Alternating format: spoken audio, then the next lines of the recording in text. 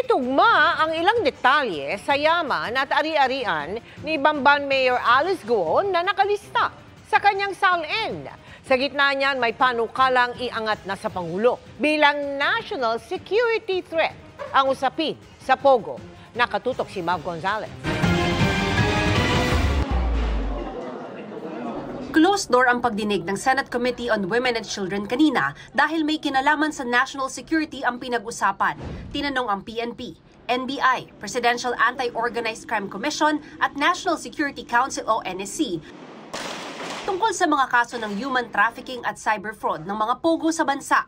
Pagkatapos ng pulong, nagbigay ng pahayag si Committee Chair Senador Risa Hontiveros. Isang panawagan sa National Security Council na iangat na kay Presidente itong usapin ng POGO, no, yung Philippine Offshore Gaming Operations, POGO bilang national security threat. Yung isang naging paksa din sa isang exclusive na unang bahagi ng executive session ay yung isinasagawang link analysis ng ISAF tungkol sa POGO at iba't ibang mga sentro ng kapangyarihan o yaman dito sa ating bayan. Magsasagawa ng briefing ang Anti-Money Laundering Council sa komite tungkol sa posibleng iligal na kita ng POGO sa Bamban, Tarlac. Isa sa tatalakayin ang dating kumpanya ni Bamban Mayor Alice Guo na Baofu Land Development Incorporated na may-ari ng Zunyuan Complex kung nasaan ang POGO.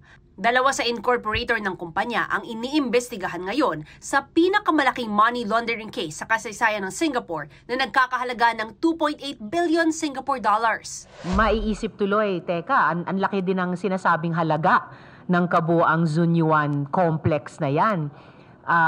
Paano nakapasok at nakaikot sa ating ekonomiya kung walang malinaw na sources sina Mayor Alice Guo at kanyang mga kasosyo? So, it's a very reasonable suspicion na kailangan naming imbestigahan. Ang pera ba para dyan ay galing sa money laundering. Sa SALN o Statement of Assets, Liabilities and Net Worth na isinumite ni Guo sa komite, may mga hindi magkakatugmang impormasyon. Sa pag-aaral ng GMA Integrated News Research, 429 million pesos ang assets sa June 30, 2022 SALN ni Guo.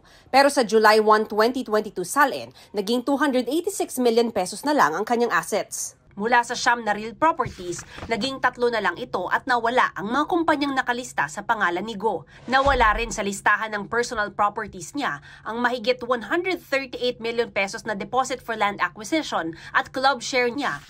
Pagdating sa December 31, 2022 SALN, nabalik ang 138 million pesos deposit, club share at 6 na real properties. Sabi ni Hontiveros, labag ito sa obligasyon ng government officials at employees na magsumite ng kumpleto at tamang SALN. Hindi imbitado si Mayor Guo sa executive session dahil pawang intel agencies lang ito. Pero sumulat ang mayora kay Hontiveros na sumasagot sa iba't ibang issue kagaya ng mga iligal na aktibidad umano ng pamilya niya. Sabi ni Guo, napakasakit daw na tinagurian siyang espiya ng China at pinagdududahan ang nasyonalidad niya.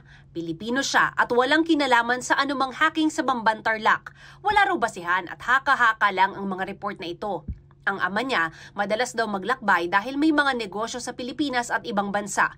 Wala raw itong kinalaman sa POGO o anumang iligal na gawain. Giit niya, si Amelia Lial ang tunay niyang ina. Kinakasama at business partner lang daw ng tatay niya si Lin Wenyi. Pero kung si Hontiveros ang tatanungin, lalo raw lumalabo ang pagkatao ni Guo. I'm more confident na talagang magiging mabigat at solido yung mga kasong inihain na at maaring ihain pa ng iba't ibang mga ahensya ng executive ng ating gobyerno.